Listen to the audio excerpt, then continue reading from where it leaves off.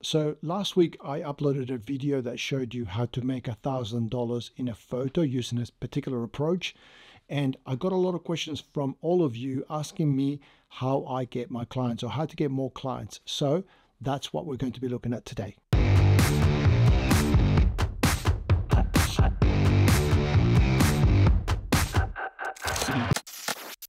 So if you're a photographer who's wondering why you're not getting enough clients, even though your work is solid, then hopefully this video will be helpful. Because here's the truth that no one really tells you. Getting clients isn't about being the best photographer. It's about being the one that they know, the one that they like, and the one that they trust. And if they don't know that you exist, then that's where we need to start. And we need to cover off a few points. And the first one might sting a little.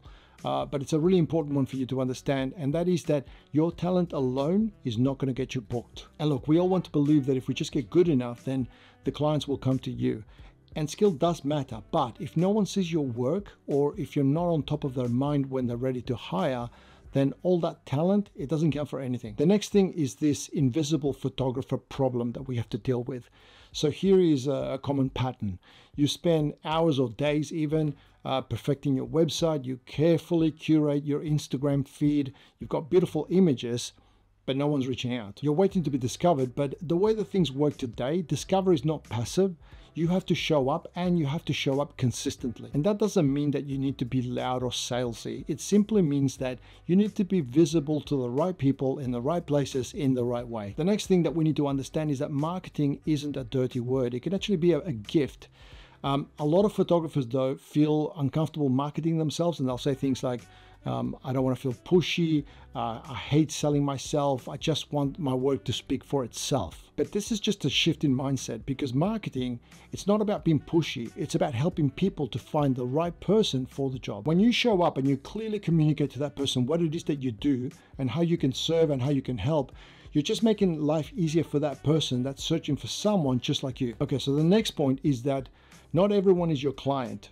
And this one can be a little bit tough at first, but it's a game changer. You're not the right person for everyone. When you try to appeal to everyone, it just dilutes your message. And when you sound like everyone else, you just disappear into the noise. Instead, you need to get specific. Are you a brand photographer for ethical businesses?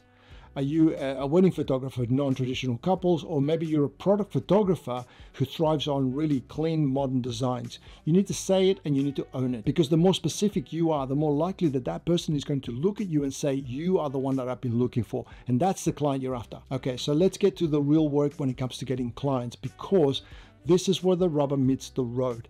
If you want to start consistently getting clients, you need to do the things that other photographers are not prepared to do. You need to talk to people, and that means reaching out to potential clients.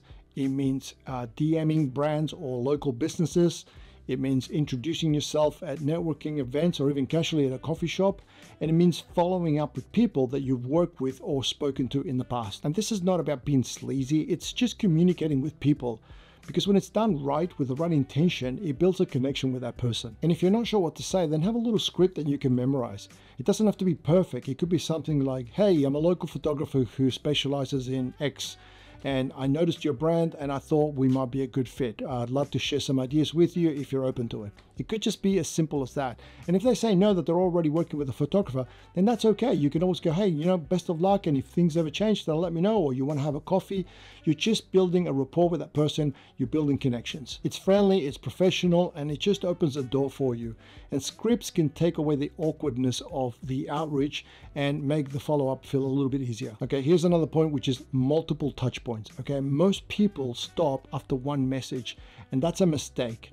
You need multiple touch points, 7 to 8 in many cases, before people even remember who you are, let alone hire you. And here's the thing, right? Not every message needs to be a pitch. You can just comment on one of their posts. You can share something relevant to their work. You can send a quick compliment or even just a helpful suggestion.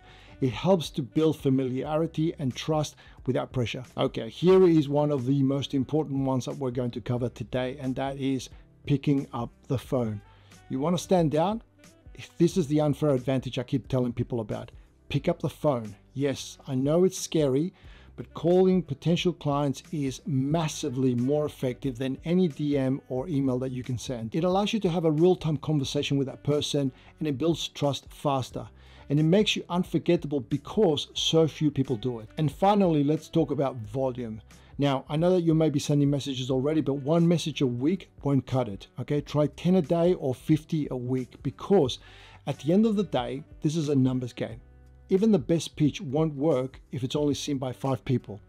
If you increase your visibility, you'll increase your odds, and eventually you hit momentum. Okay, we're going to be wrapping up with some final thoughts in a second, but before I do, I wanted to ask you that if you are enjoying this video and you would like to support me, you can do so by clicking the like button. And obviously, if you want to see more content like this, you can do so by clicking the subscribe button and the notification bell, and that way YouTube will let you know when I upload my new video.